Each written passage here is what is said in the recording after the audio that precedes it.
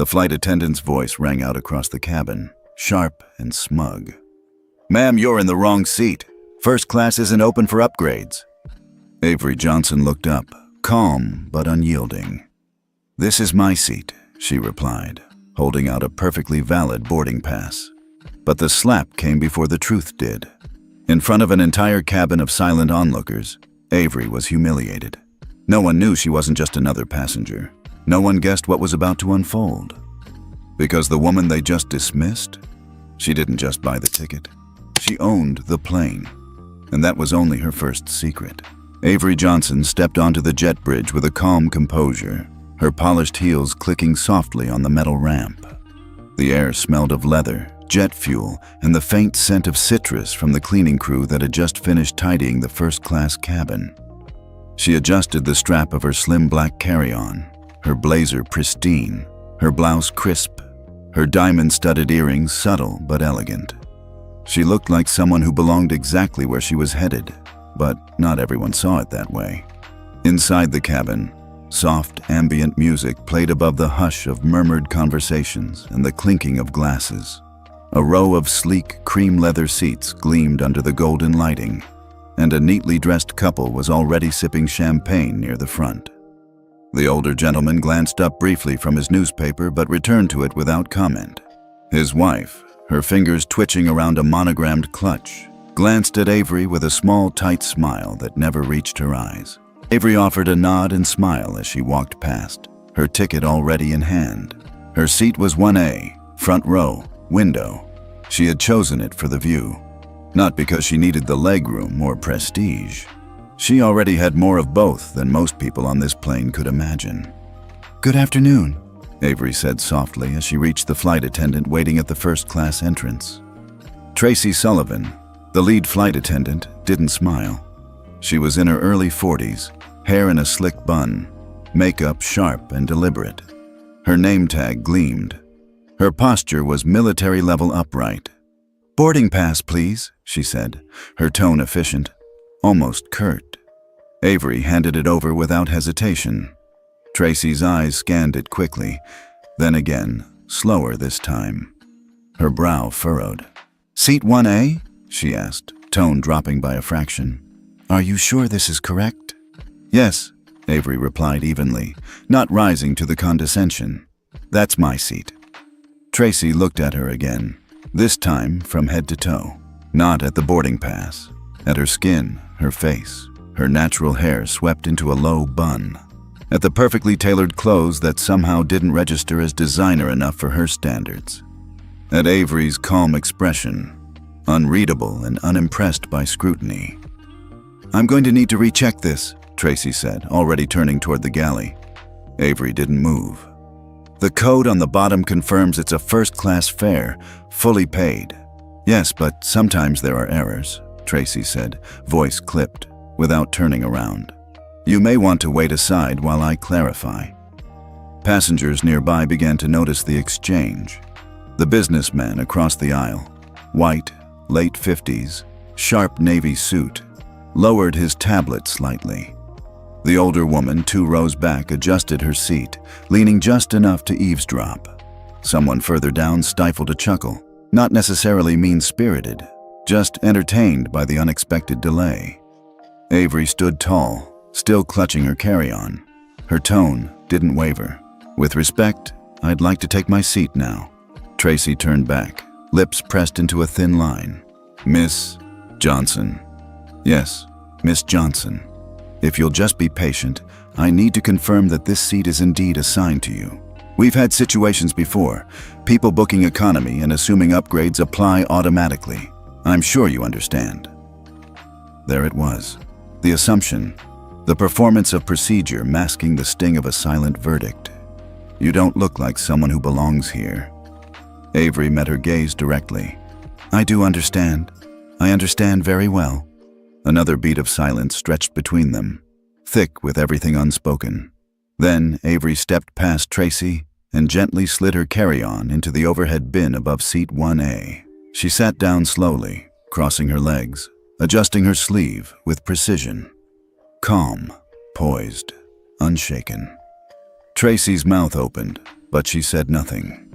She turned stiffly and walked back toward the front galley. Avery leaned her head back and exhaled slowly. Around her, whispers were beginning. "That was odd," someone murmured. "Maybe she's a last-minute upgrade," said another. A woman in oversized sunglasses whispered to her partner, "Did you see the attendant's face? She looked ready to explode." But no one said anything to Avery. Not yet. From her seat, Avery could feel the shift, the subtle crackle of judgment rippling through the cabin. It was quiet, yes, but loud in the way judgment always is when it's unspoken. She pulled out her phone, checked her emails, scanned a briefing for an upcoming board meeting, typed a quick message, nothing dramatic, just procedural. One line, Flight 1286, boarding resistance noted, will advise if escalates. The recipient was saved under just an initial. R. She put her phone away. 5 rows back, a man in coach leaned into the aisle to glimpse first class. Avery caught his eye by accident. He blinked and quickly looked away. In the galley, Tracy was whispering something to another flight attendant. Emma Collins, much younger, fresher, clearly newer to this world. Emma kept glancing toward Avery's seat, her face unsure. Tracy, on the other hand, looked certain. Her expression said it all. This wasn't just a mistake in seating. This was, to her, a matter of misplaced status. The murmur in the cabin didn't die down. If anything, it grew subtler, sharper, like the hum of electricity before a storm. Avery sat quietly in her seat, legs crossed, hands resting lightly on her lap. The tray table in front of her remained closed.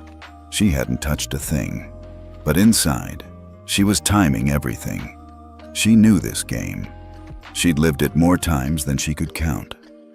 From the galley, Tracy returned, her heels clicking in rhythm, a printed manifest in hand. Her jaw was set, her eyes narrow. "Miss Johnson," she said, pausing just before Avery's row. "I've reviewed our list. Your name is listed, but I don't see any notations authorizing a first-class seat. Perhaps you booked incorrectly." Avery didn't flinch. "I didn't. It's a fully paid fare, purchased directly." Tracy didn't budge. "That may be, but the manifest doesn't show any additional remarks or VIP status attached to your name. We reserve these seats for specific customers under that category."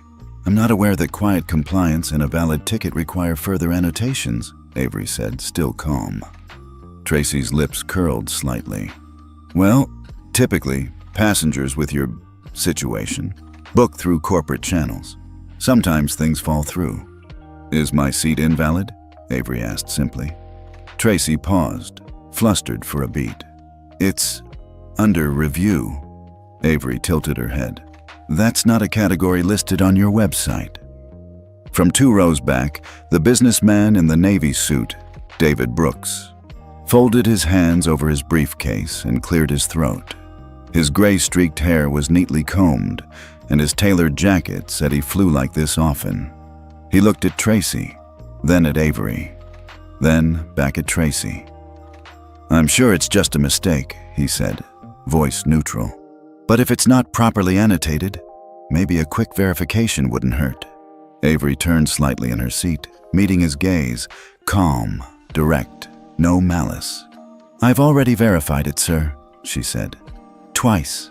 David gave a polite, diplomatic smile. "Still, the crew needs to maintain order. These days, protocol matters." "Even if protocol is misused?" Avery asked. That made him pause. Before he could answer, Tracy gestured to Emma, the junior flight attendant who had been standing near the service cart, clearly uncomfortable with the exchange. "Emma, bring me the tablet," she ordered. Emma moved quickly, handing over the device that held the live passenger data. Tracy scrolled, then handed it to Emma without a word.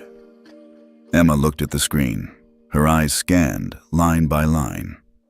Row 1A, Johnson, Avery, first class.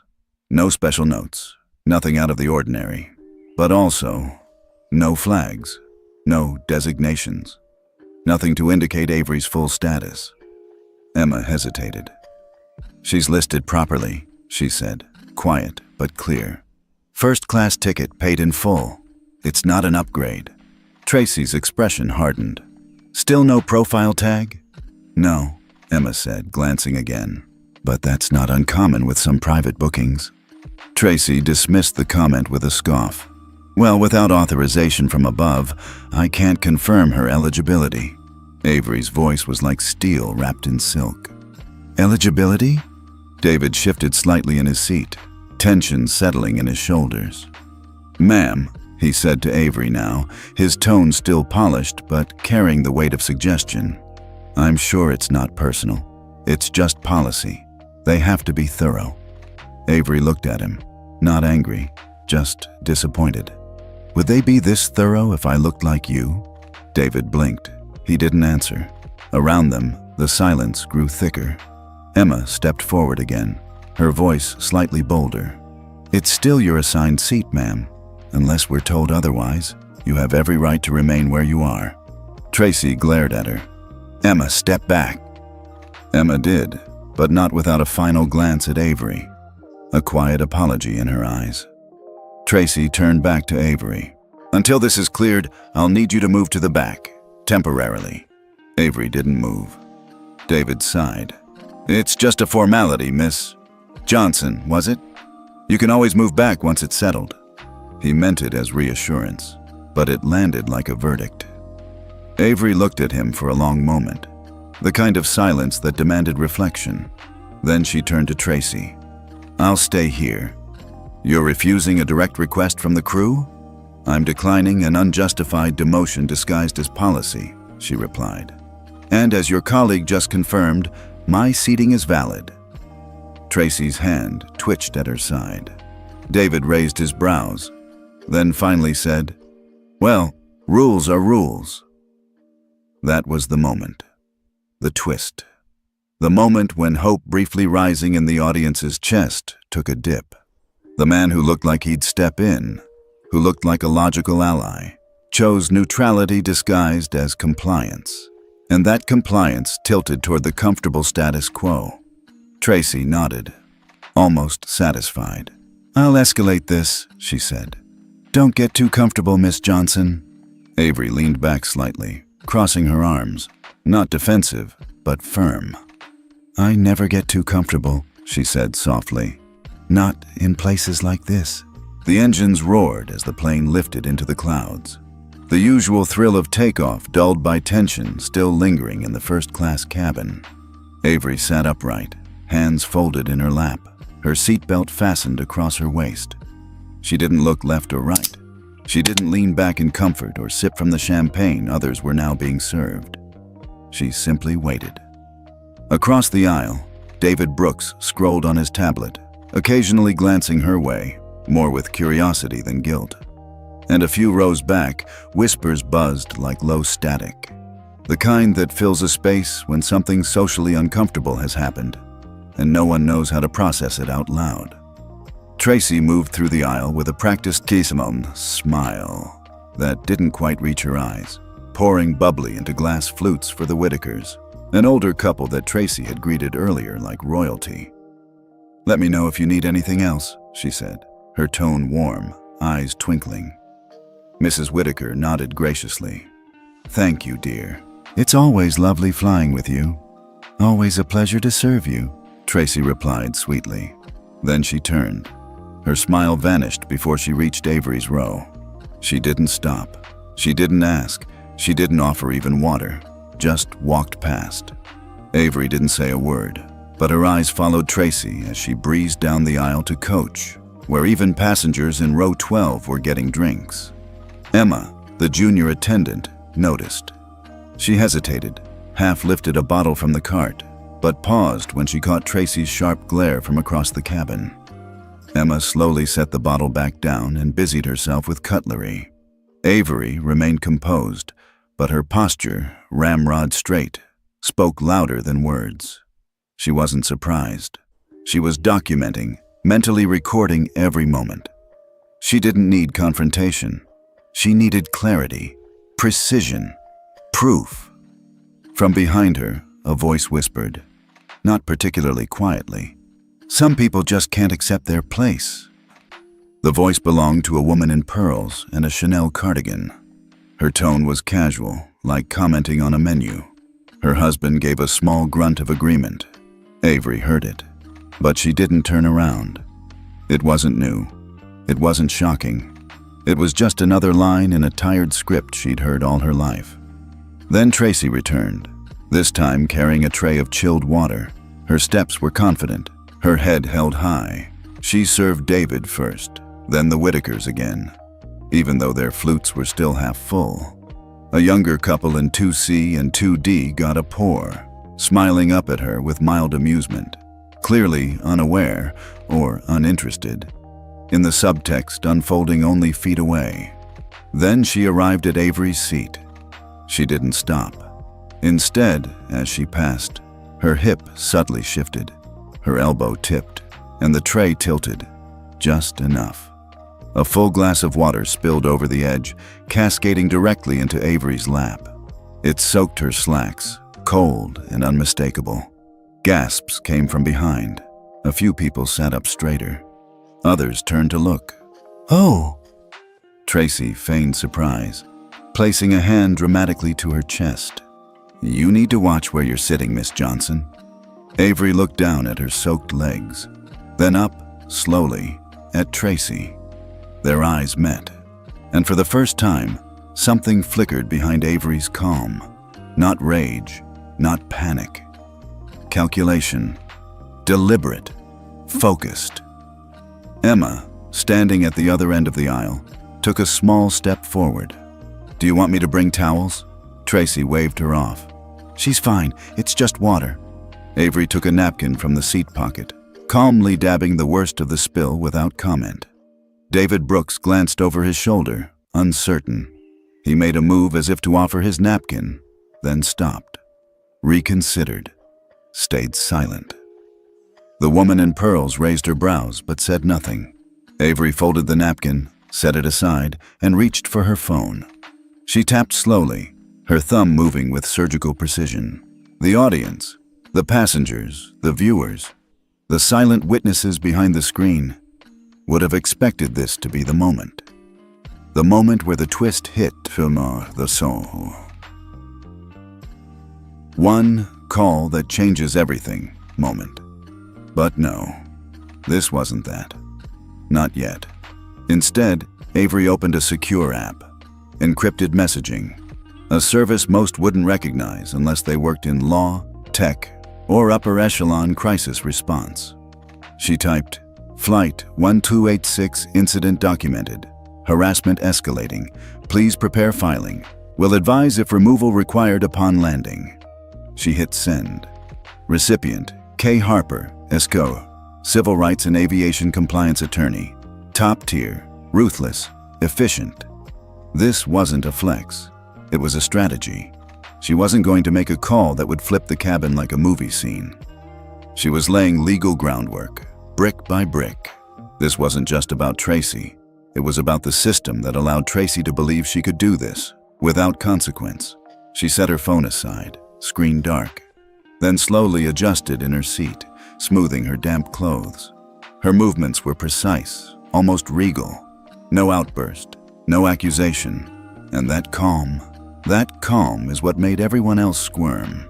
Emma reappeared moments later with a dry towel.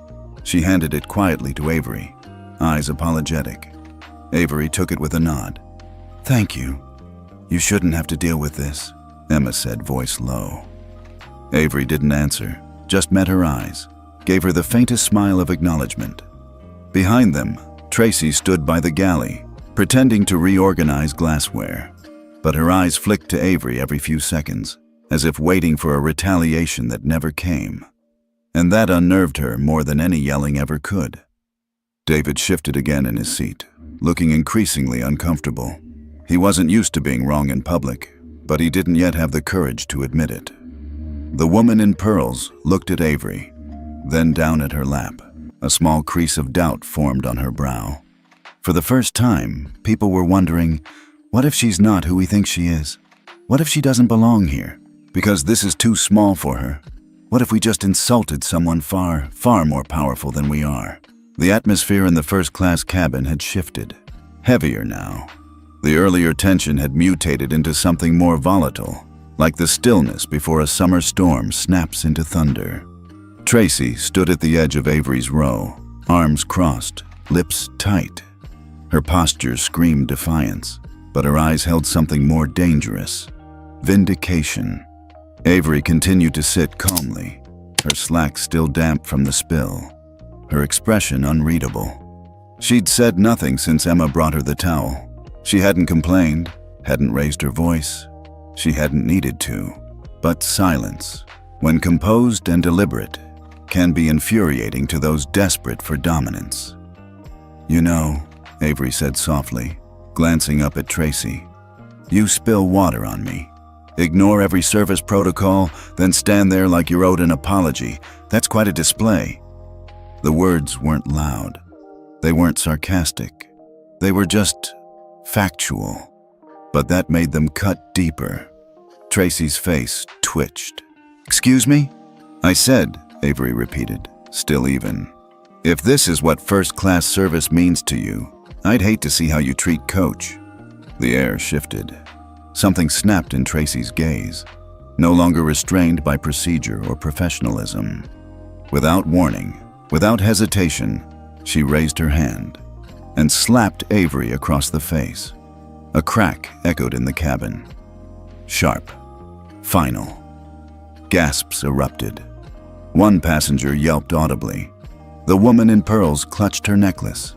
David half rose from his seat, frozen mid-motion, eyes wide. Emma's hands flew to her mouth, her tray clattering onto the galley counter behind her. Avery didn't react, not at first. She stayed exactly where she was, cheek flushed, the sting fresh. Her hands remained folded on her lap. Slowly, deliberately, she turned her face to meet Tracy's. Her eyes didn't water, but something behind them flared. The room waited. Every breath was held. "You just made a mistake," Avery said, her voice like steel wrapped in velvet. Tracy blinked, realizing, too late, what she'd done.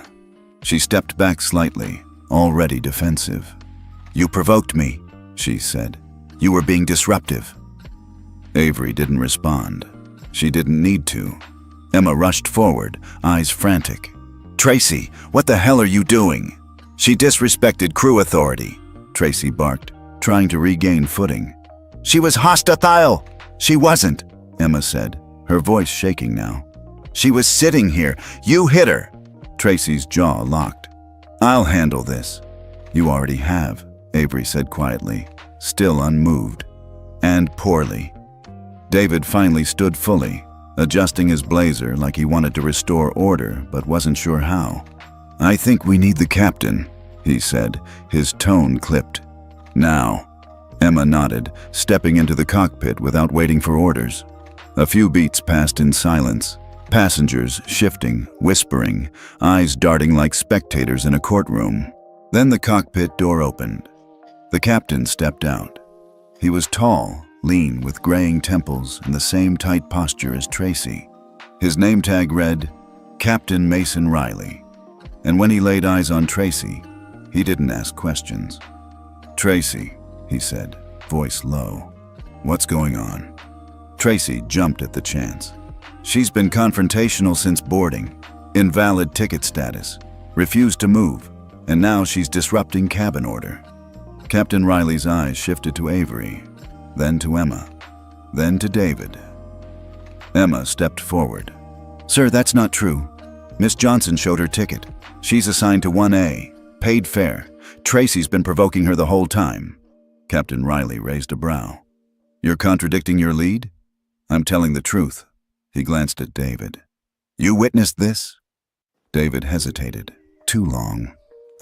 Yes, I saw the altercation. I saw the slap." Captain Riley's jaw tightened. But instead of turning to Tracy, he turned to Avery. "Miss Johnson, I think it would be best for everyone's comfort if you continued the rest of the flight in an alternate seat. We can arrange accommodations at the next stop." Avery blinked once. "Excuse me?" "Given the disturbance," he continued, "we'll have someone escort you to another section, just to de-escalate."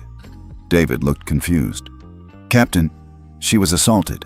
And I'll be filing the report, Riley said smoothly. But for now, we must think of all passengers. Avery stared at him, unmoving, then tilted her head slightly. Mason Riley, she said, as if testing the weight of the name. You look familiar. His eyes flickered. A beat passed. You once pitched a transport logistics startup to my firm, she continued. 4 years ago, we declined. The room tensed. Emma's jaw dropped. Tracy stiffened. Captain Riley didn't blink. I don't think this is the time. Oh, I think it's exactly the time, Avery said, her voice calm, but now laced with something else. Power, memory, receipts. You were in over your head, no supply chain experience, no compliance standards. We passed on your pitch unanimously. You blamed bias, but it was just bad business. Captain Riley's face remained still, but something in his jaw ticked. And you're Tracy's… what? Avery asked, eyes narrowing. Brother-in-law? Tracy's eyes darted between them. Avery leaned back in her seat, still calm. So, no one will save me. Not the passengers, not the crew, not the pilot. She smiled faintly.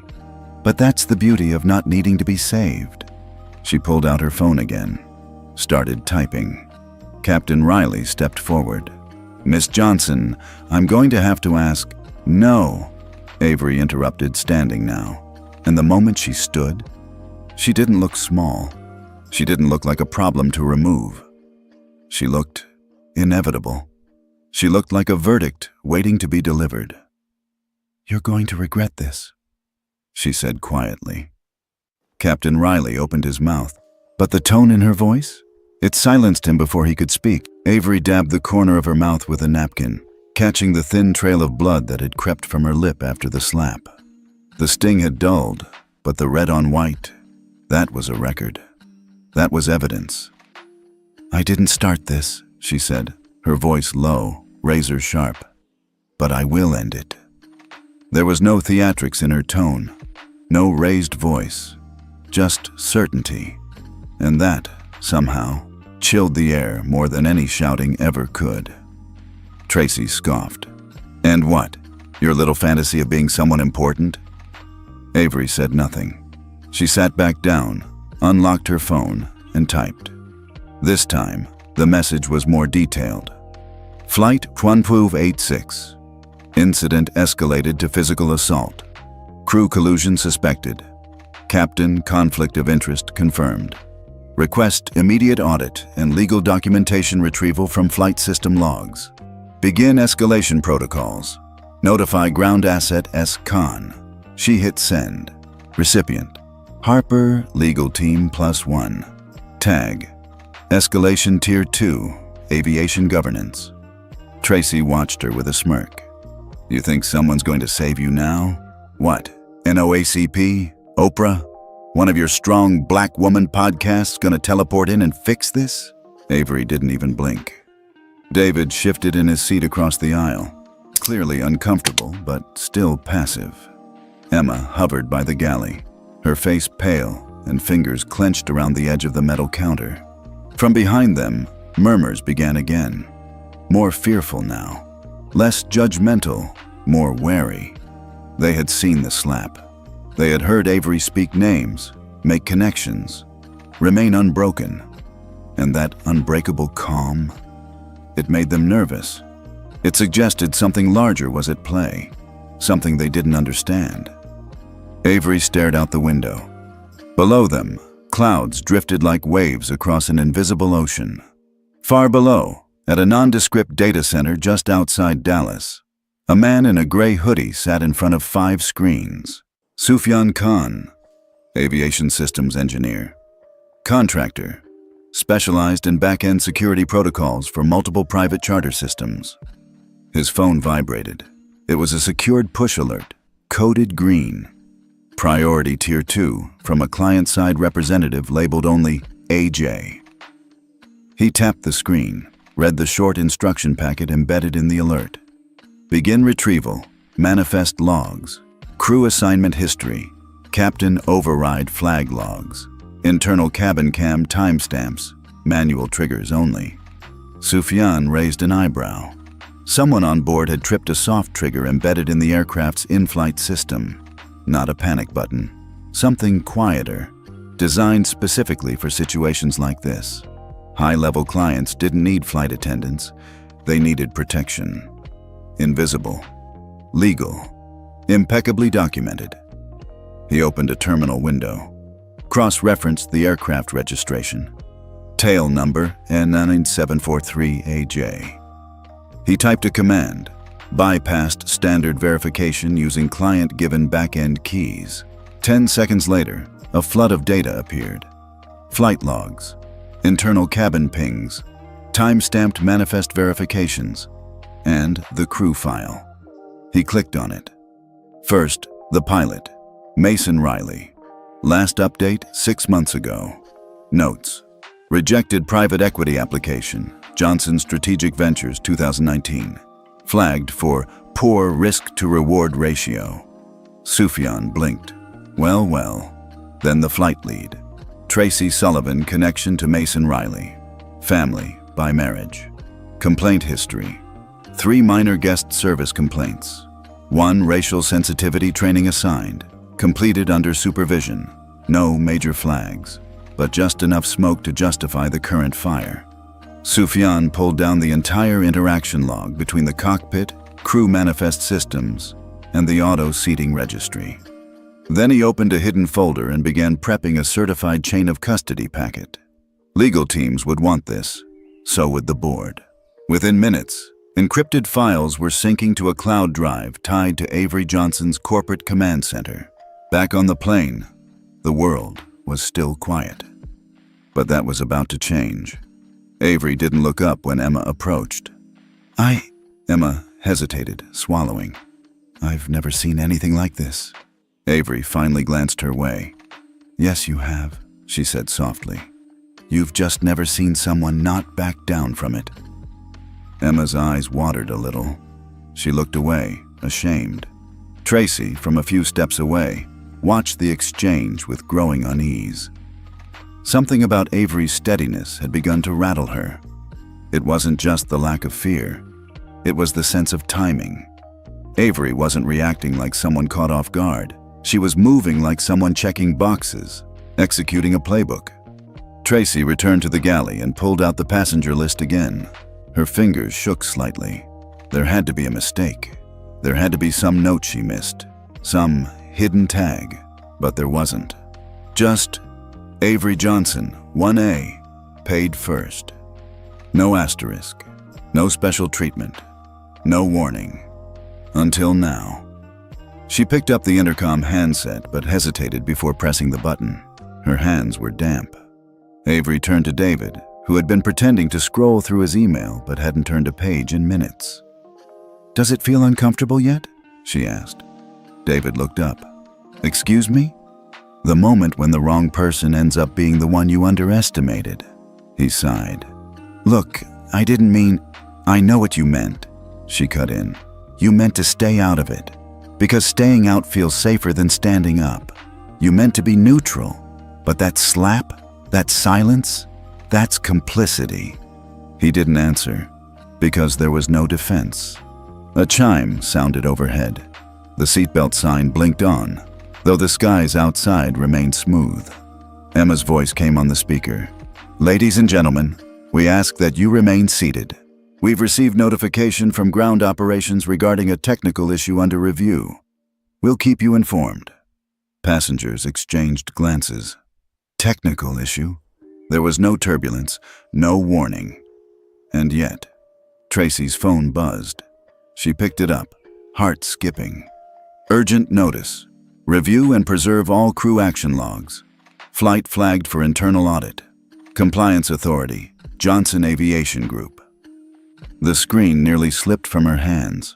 Her eyes shot to Avery, who was watching her and smiling, just barely, because now the first domino had fallen. The pilot's voice came over the intercom with a tone that pretended to be calm, but couldn't hide the tightness underneath. Ladies and gentlemen, we've received a directive from ground control to make an unscheduled landing at our secondary destination for procedural review. There's no cause for alarm. Please remain in your seats and keep your seatbelts fastened." Avery looked out the window. The plane hadn't been descending when he said that, but now it was. She could feel it in the subtle shift of pressure, the angle of the aircraft nose. A silent agreement had been reached somewhere far below, and now the sky was closing its fingers around them. Tracy stood frozen in the galley, still holding her phone. Her face was pale, her lips tight. She knew enough about how the system worked to understand that when the words internal audit and Johnson Aviation Group were used in the same sentence, something very serious had been triggered. Still, she straightened her shoulders and walked back into the aisle, playing it off like turbulence. "Everyone, please stay seated. We'll be landing shortly. This is just a routing issue. Nothing to worry about." But passengers were already exchanging looks. They weren't stupid. They'd heard the tone. They'd felt the shift. David sat rigid in his seat now, eyes darting from Tracy to Avery.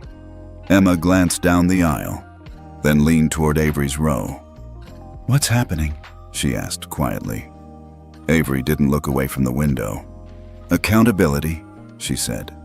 Tracy passed by again, clutching the seatbacks tighter than necessary.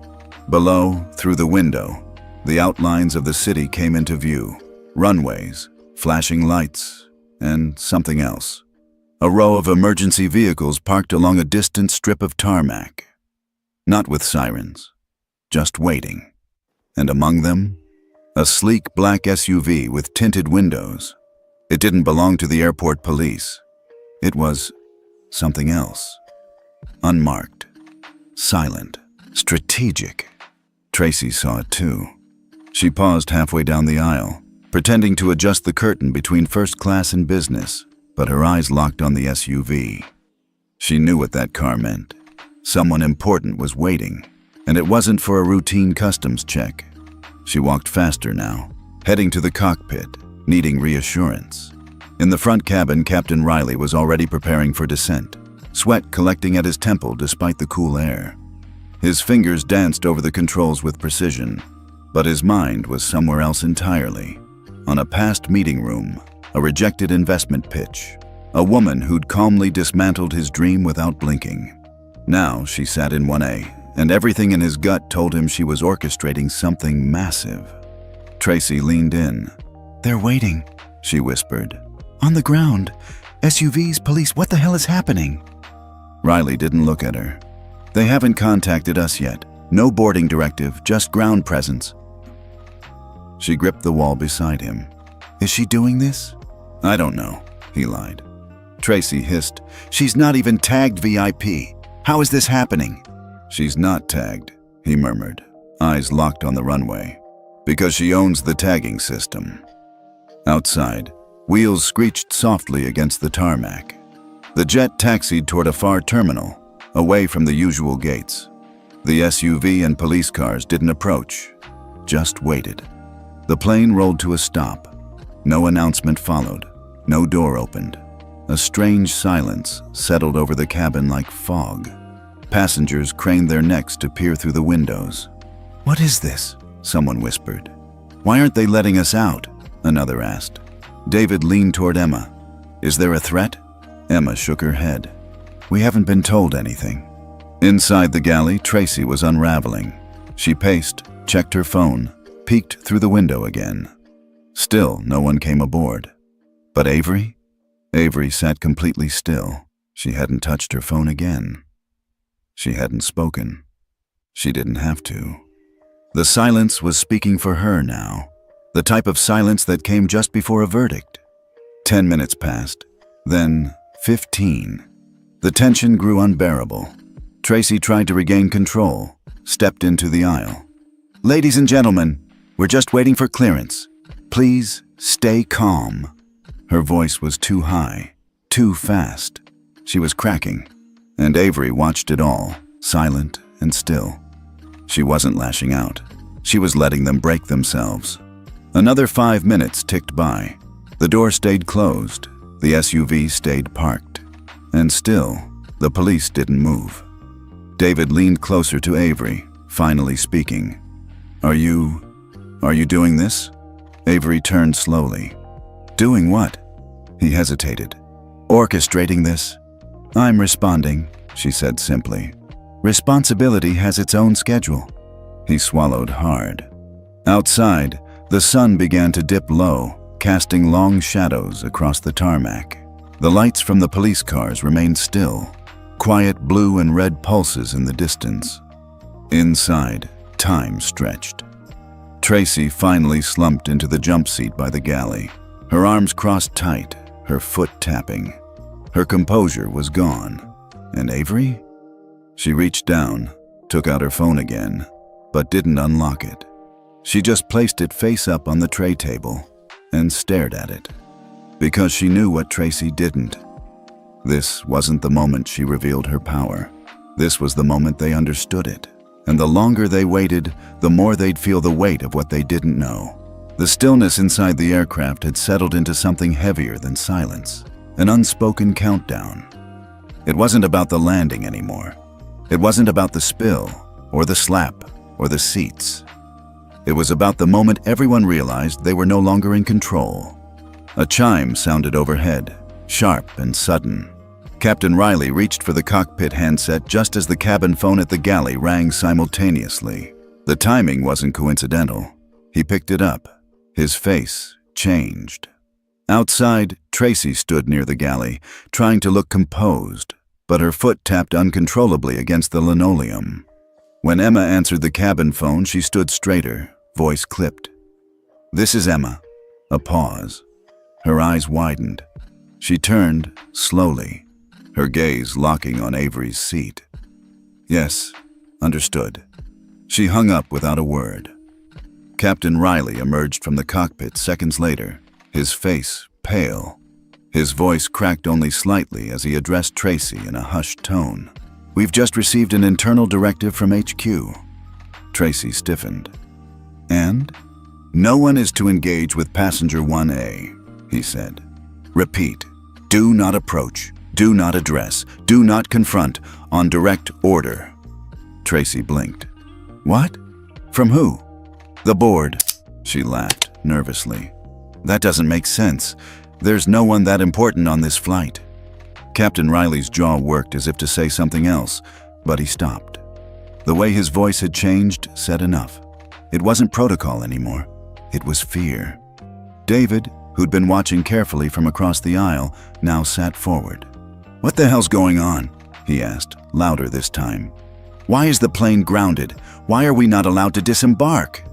Emma looked at him, then at Avery, then back.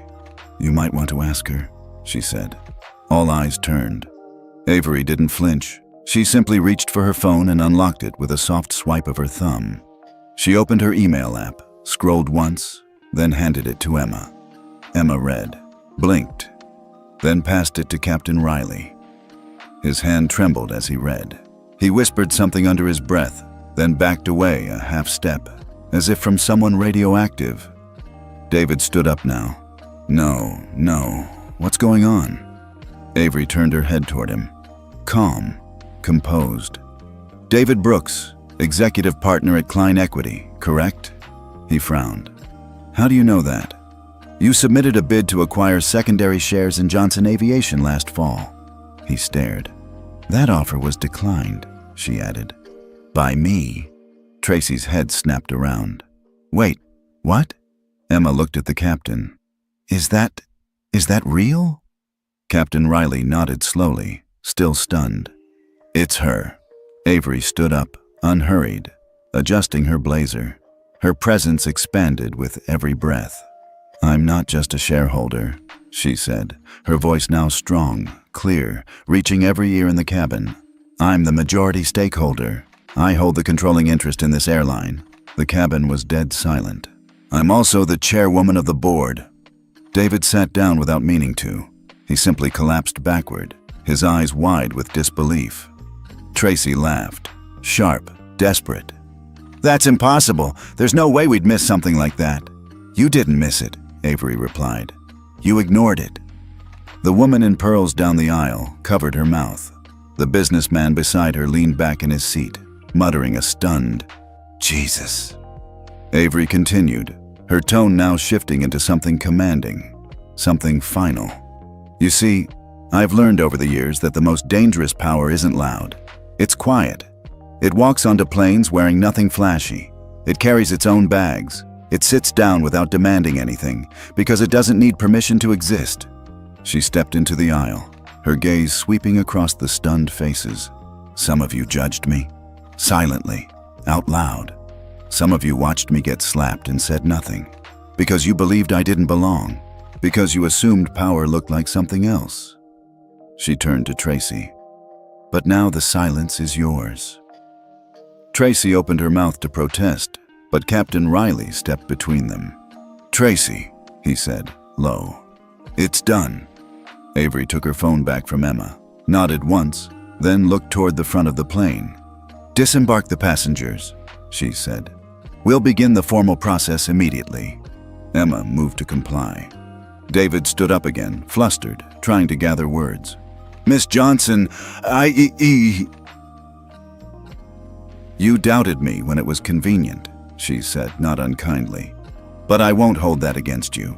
Just remember the lesson. Tracy was frozen now, pale as paper. Emma walked past her to open the main cabin door. Outside, the SUV doors opened. A woman in a sleek black suit stepped out, flanked by 2 assistants. They waited patiently as the stairs rolled up to the cabin. They're here for me, Avery said softly. And with that, she turned to walk to the door. No more announcements, no more warnings. She didn't need to raise her voice, because now the entire plane knew. They hadn't just messed with someone rich. They'd tried to humiliate the woman who owned their future. The cabin was no longer silent. It was stunned. Passengers sat motionless in their seats, their expressions flickering between guilt and disbelief. The same faces that had once whispered judgments now stared at the woman they had misjudged, unsure how to reconcile the version of Avery they'd imagined with the truth standing before them. Emma approached slowly, nervously wringing her hands. Miss Johnson, she began, voice soft but clear enough for others to hear. I owe you an apology for not stepping in sooner, for not doing more. Avery turned, calm as ever. She studied Emma's face, not looking for fear, but for sincerity. I saw what was happening, Emma continued, eyes glistening. I just didn't think I could stop it. Avery nodded once. Now you know you can. Emma looked down, swallowing emotion. Thank you. The moment hung in the air, and around them, passengers began shifting in their seats. Not to escape, but to process. David, still seated across the aisle, looked visibly shaken. The woman in pearls turned her gaze away, shame written across her expensive makeup. Even Mr. Whitaker removed his glasses, cleaning them more out of nervousness than necessity. But amid it all, one figure remained unmoved. Tracy. She stood with her arms crossed near the galley, lips tight, eyes narrowed. Oh, come on, she said aloud, her voice cutting through the air. So what? You're in charge. Great. But this doesn't change anything. I'll probably get a suspension, maybe a formal warning. HR will handle it, like always. Gasps fluttered through the cabin at her tone, but Tracy pressed on. I mean, let's not pretend anyone died here. You got your little revenge. Power trip complete. Captain Riley looked like he wanted to disappear into the cockpit, but he said nothing. Avery slowly turned to face Tracy. She didn't shout. She didn't raise an eyebrow. She just reached into her bag and pulled out a small device, no bigger than a phone. She tapped the screen twice. The screen lit up. Live broadcast. Johnson Aviation Network. Internal. Within seconds, a secure stream activated. The logo of Johnson Aviation appeared, then faded. And then, the footage began. Time-stamped. Cabin camera. It showed Tracy standing over Avery's seat. It showed her smirking. It showed the glass tipping, water pouring onto Avery's lap. It showed Tracy stepping back with feigned innocence. The murmurs in the cabin turned to audible reactions, gasps, sharp inhales. Then, another clip. The slap. Tracy's hand. Avery's face. The crack of it echoing on the audio. Then silence. The stream ran for less than 30 seconds, but its impact was nuclear. Avery held the device for all to see. "This isn't about revenge," she said. "It's about accountability." She turned to Emma. "This footage is being streamed to our compliance board, HR, legal, executive division. Every branch of this airline that oversees hiring, training, and termination is watching right now." Emma nodded slowly, understanding the gravity of it.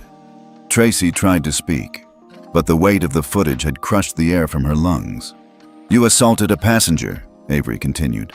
"You falsified your account, you violated service protocol, and you embarrassed this company." Avery turned, this time to Captain Riley. "And you," she said, "enabled it." He looked down, ashamed. "I reviewed your history before this flight even left the tarmac. Your connection to Tracy, your history of disciplinary flags. You've shielded her before, covered complaints, turned a blind eye." Captain Riley didn't deny it, because he couldn't. "Effective immediately," Avery said. "You are suspended pending full investigation." His face drained of color. "You'll be escorted off this flight," she added, "and placed on inactive status until further notice." Gasps swept the cabin again. Tracy blinked, stunned. "Wait, he's suspended too?" Avery turned to her, eyes colder than steel. "You're not special enough to sink alone." Tracy's arrogance cracked, finally. Two security officers from the SUV appeared at the cabin door, stepping inside quietly, but with purpose. One of them nodded toward Avery. "Miss Johnson, orders received." She stepped aside. They approached Tracy first. "You're being removed for assault and procedural violation," one officer said. Tracy's mouth opened, then closed. She didn't fight, didn't speak. She just went quiet, because there was no fight left. Captain Riley followed behind her, led without resistance. Passengers moved aside, watching the walk of shame unfold. And as Tracy passed Avery one final time, she couldn't meet her eyes. Avery didn't smirk, didn't gloat. She just stood, tall and still, letting silence be the sentence. When the door closed behind them, Avery turned back to the cabin. "To those who spoke up, thank you," she said. "To those who didn't, consider what silence costs." She looked to Emma. "And to those who acted with integrity, even quietly, you'll always have a place here." Then she returned to her seat, placed the device back in her bag, and crossed her legs once more. Not in triumph, in restoration. Because this wasn't about power. It was about resetting the standard. The cabin door closed behind Tracy and Captain Riley with a quiet finality, like a courtroom gavel sealing the verdict. A collective breath seemed to release from the passengers as if they had been holding it for the entirety of the flight. Avery remained seated, calm, her posture steady, her gaze fixed forward. But the storm she had unleashed wasn't over. It was just beginning. Emma moved through the aisle, regaining composure as she made a brief announcement to the passengers. "We'll be disembarking shortly. Please remain in your seats until directed. Thank you for your patience." The words were polite, but the tone carried weight. Behind the scenes, Avery's device continued its secure live stream to the Johnson Aviation executive servers. A team of lawyers, board members, compliance officers, and senior HR representatives watched from offices across the country. The footage of the slap, the disregard, the systemic negligence, it had ignited something. In less than 2 hours, the stream had been downloaded, time-stamped, and distributed through official channels. On a private network feed reserved for executive communications, the live counter climbed rapidly, 10.1 million views. Some were employees, others were shareholders, and many were quiet supporters, those in the industry who had seen far too much and said far too little. Avery sat with her hands folded. Then she stood. Emma glanced at her, unsure if she was about to address the cabin again. But Avery walked past the seats and toward the front galley. She pulled out her phone and opened a document titled Dignity Protocol, Phase 1. She pressed record and began to speak, not to the passengers now, but to the company, the system. "My name is Avery Johnson," she began, her voice calm but firm, as a recording light blinked red. "For years, I invested in this industry knowing one day I would have to disrupt it. Today proved why that disruption is necessary." She paused. "I've authorized an immediate change in our internal conduct policy.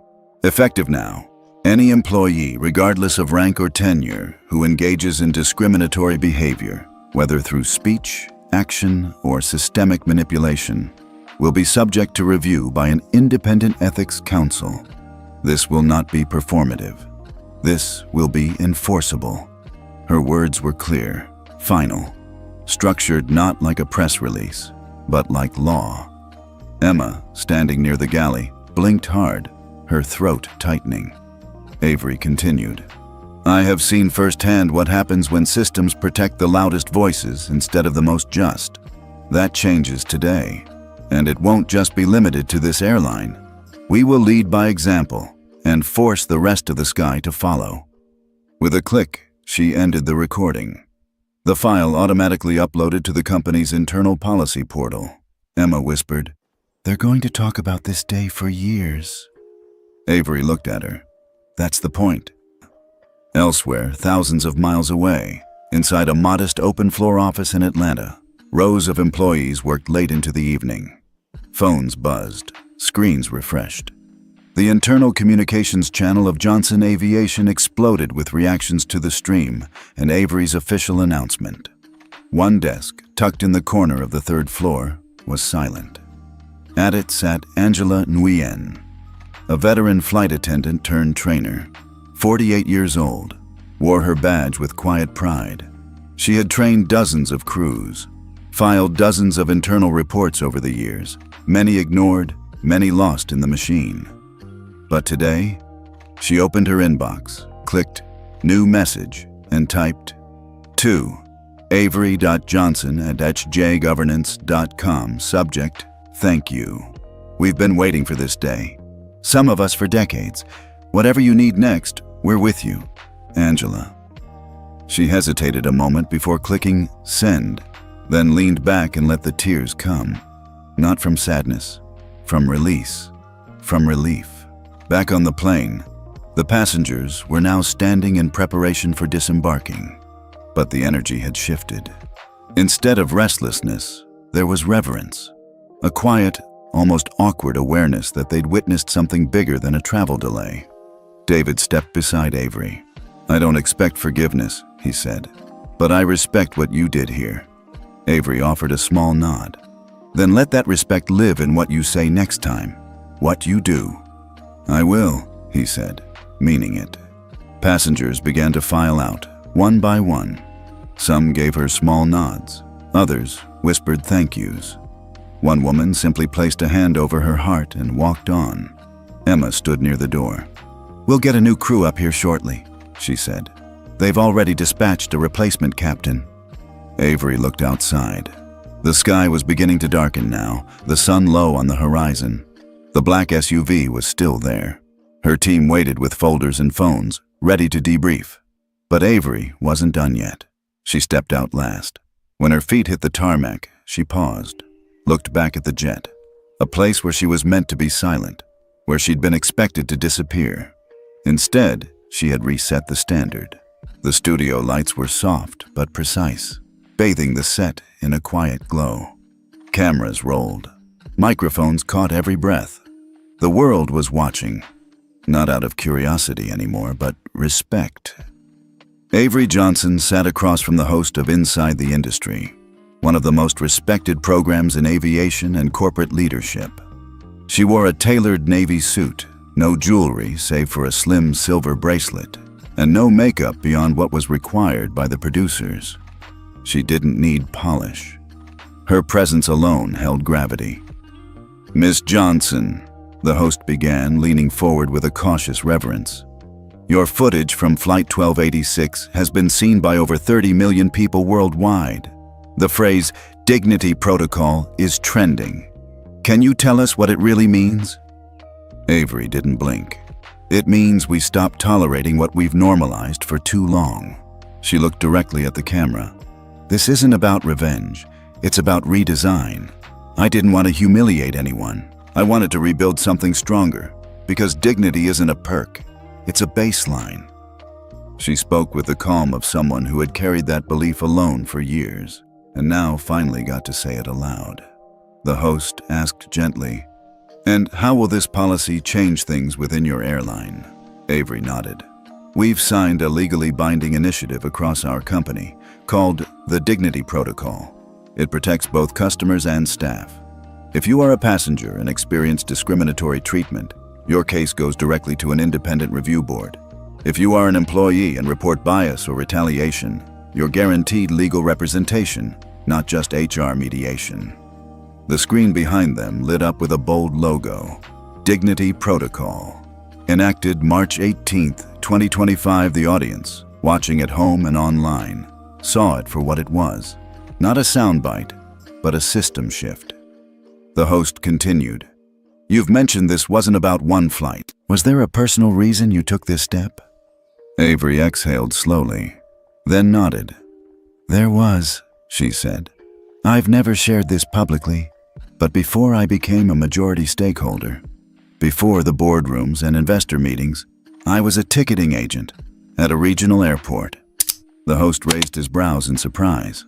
"I was 25, Avery continued, working the early shift. One morning I asked a man to step out of line to resolve a booking error.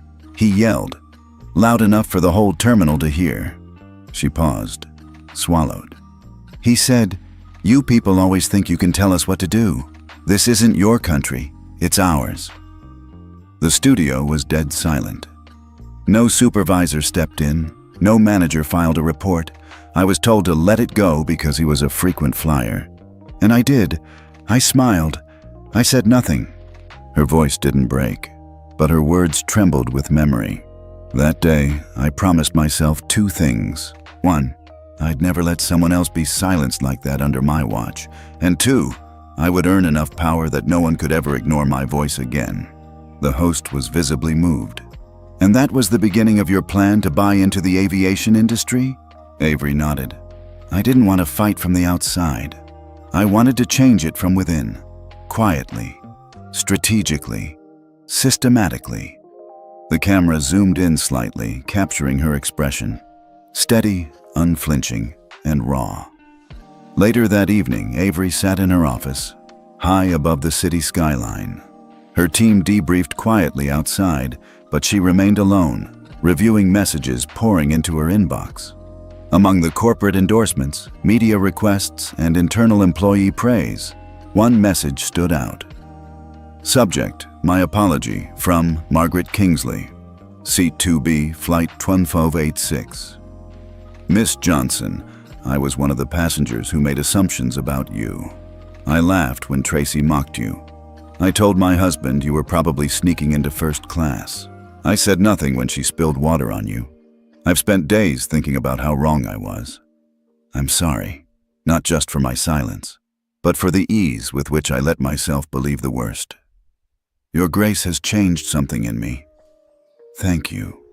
Avery stared at the message, unmoving. She didn't feel vindicated. She felt weight. Because change always costs something. She forwarded the message to her internal comms team, not to display guilt, but to show what real accountability looked like. Quiet, personal, honest. By midnight, the company had rolled out the Dignity Protocol across 14 divisions. Subcontractors were notified. Partnered airlines were given 90 days to comply or face contract termination. And still, Avery worked, because she knew this wasn't about her anymore. This was about everyone who had been overlooked, about the countless men and women who had endured that same moment she did at 25 years old, and who had no microphone, no boardroom, no voice loud enough to rise above the din of "just let it go."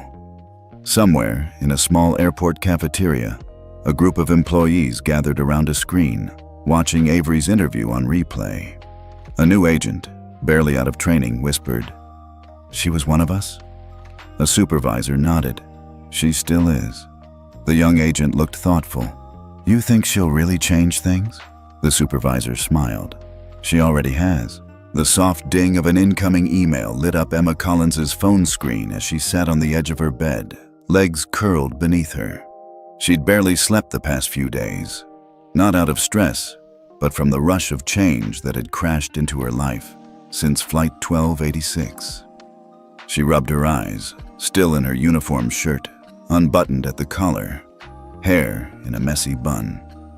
The world had turned upside down in the span of a single shift, and her name, once unknown, had begun showing up in hashtags, media blurbs, and company message boards.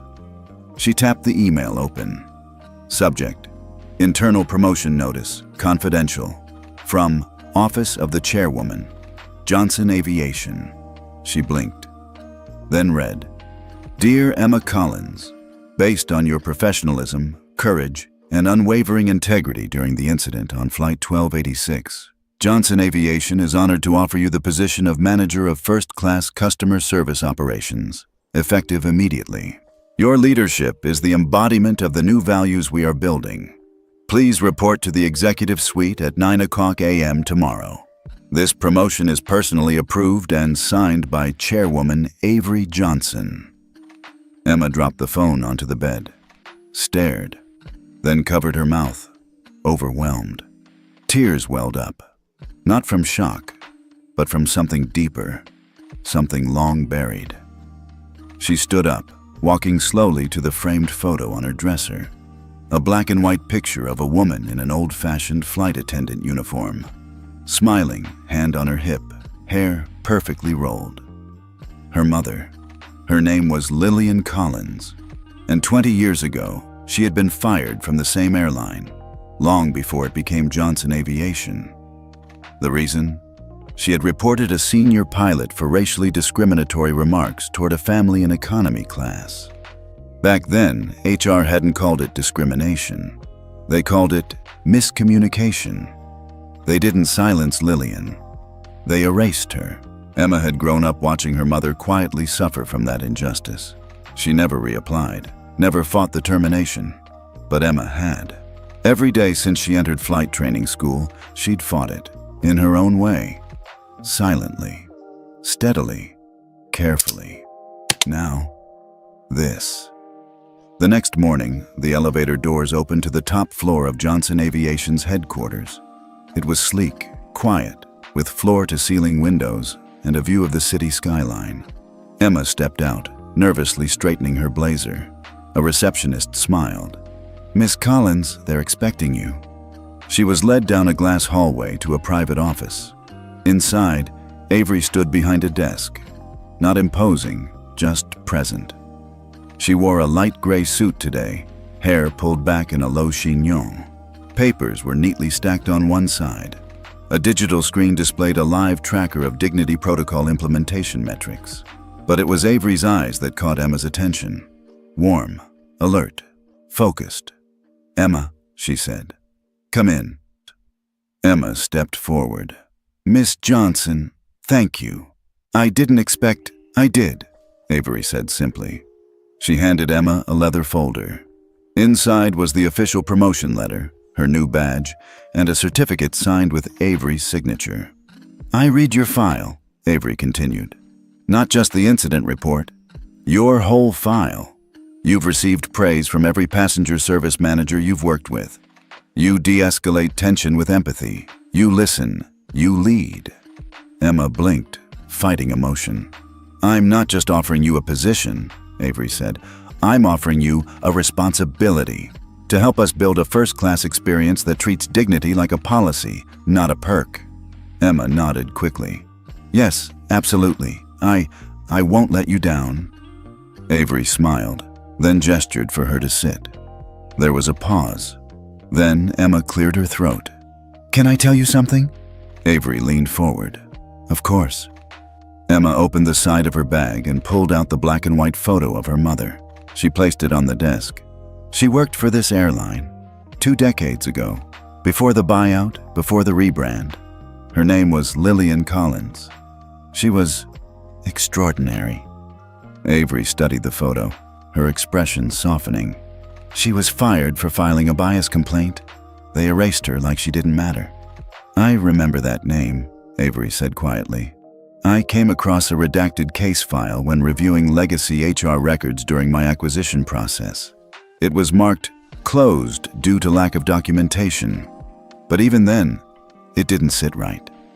Emma's voice caught. She never talked about it, but I knew it changed her. I promised myself I'd carry that name back into these halls someday, with honor. You just did, Avery replied. She stood, walked around the desk, and handed the photo back. Your mother wasn't erased, she said. She was delayed, and now her legacy gets to fly again, through you. Tears slipped down Emma's cheeks. She wiped them quickly, nodding, unable to speak. Avery placed a pin in her hand, a gold-winged insignia engraved with the words, "Dignity in Flight." This isn't standard issue, she said. This is the first one. It's yours. Later that week, Emma stood at the front of a first-class cabin, not as an attendant, but as a supervisor. She wore a new badge, a new uniform, and a quiet confidence that had nothing to do with titles. As passengers boarded, she greeted them with warmth, authority, and ease. No one questioned her. No one dismissed her. Behind her, another attendant whispered, "That's Emma Collins. She's the one from that flight." Passengers nodded in recognition, not because of a scandal, but because of what she'd become. Far above them, in Avery's office, the new plaque on the wall read, "Service isn't just what we do, it's how we see people. Lillian Collins, because some names deserve to rise again, and some wings are earned twice, once in silence and once in justice." The hum of the engines was soft and steady, a low lull beneath the quiet luxury of first class. Avery Johnson sat near the window, seat 2A, sipping a glass of still water. The air was calm, the crew efficient, the atmosphere flawlessly professional. But this time, there were no stares, no murmurs, no double takes. A young attendant stepped forward, offering a genuine smile. "Welcome back, Miss Johnson," she said, handing over a fresh hot towel with practiced ease. "Let me know if there's anything I can do to make your flight more comfortable." Avery returned the smile. "Thank you. Everything's perfect." And it was. Not just the champagne chilled to the right degree or the leather seats, though those helped. It was the absence of fear, the absence of judgment, the quiet acknowledgement that her presence no longer triggered scrutiny, but respect. She leaned back slightly, exhaled, and turned her gaze out the window. The sky was blue, clean, endless. Yet as she watched the clouds blur past at 30,000 feet, her mind pulled back, not to victory, but to the sting that had started it all. The slap. She could still feel it if she focused hard enough. Not the physical pain, but the sound, the echo of it. And worse, the silence that had followed. The way the other passengers had looked away. The way the crew had hesitated. The way the system had chosen quiet over justice. That silence had hurt more than the slap ever could. But now that silence had been shattered, the dignity protocol had been enacted in full across Johnson Aviation. Emma was thriving in her new role. Customer satisfaction was up. Employee morale was climbing. Internal reports of bias were no longer buried. They were met with consequence and reform. The boardroom had changed too, and Avery had become more than just chairwoman. She had become a symbol, quietly, resolutely, and without ever raising her voice. She sipped her water again.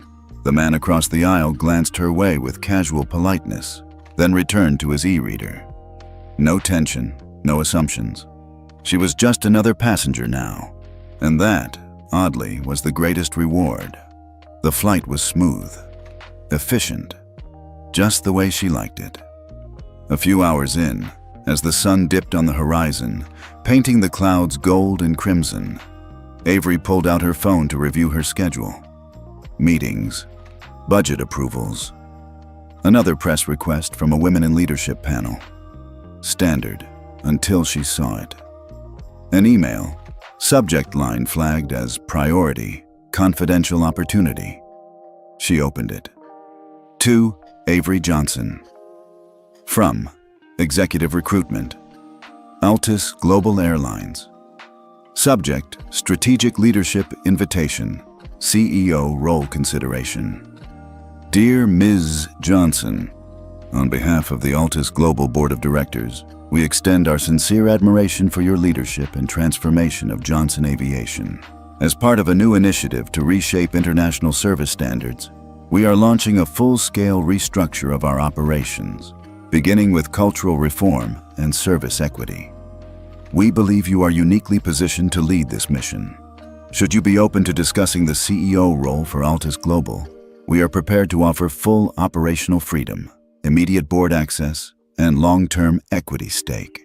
This is more than a position, it's a platform. We hope you'll consider helping us change not just the flight experience, but the entire sky. Avery stared at the screen.